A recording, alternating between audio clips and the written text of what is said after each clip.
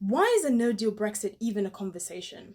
Since becoming our Prime Minister, Boris Johnson has vowed to take the UK out of the EU by the 31st of October with or without a deal, and clearly this has caused some stir.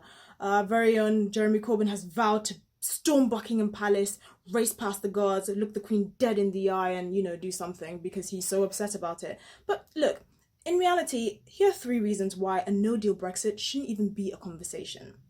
Firstly, it's completely disingenuous and against our democracy to try and keep the UK in the EU in the case of a no-deal Brexit. We voted to leave the EU. Everyone in the UK is familiar with what EU membership entails. We were given two choices, to stay or to leave. And to stay in the EU until the Ramonas can finally get a deal that they're happy with is completely ridiculous. We are leaving the EU. Get over it.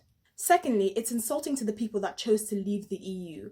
Now I know the political left likes to call everyone retarded and homophobic and racist and xenophobic and any other name in the book, but the reality is, people on the left like Jeremy Corbyn are not our guardians of the galaxy. They don't get to choose things for us. This is the nature of a democracy. And the political left is always talking about the joys of EU membership and freedom of movement, yet they seem to conveniently forget that firstly, 60% of Labour voters actually voted to leave the EU, and secondly, industries in the north and coast of this country have been completely destroyed by the unfettered competition in the EU.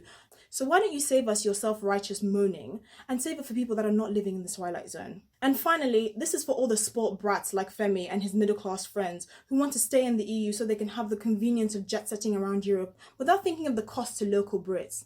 Newsflash, the world doesn't revolve around you. Britain has the right to choose her future and her destiny. And if you're so miserable about losing your European citizenship, which is not a thing because Europe isn't a country, why don't you give up that nice shiny passport and move to Europe? Problem solved. And here's some food for thought. If Britain wanted to stay in the EU and negotiate, we would have voted to remain. But we didn't. We chose to have control over our borders and our country and our destiny. So we're leaving the EU.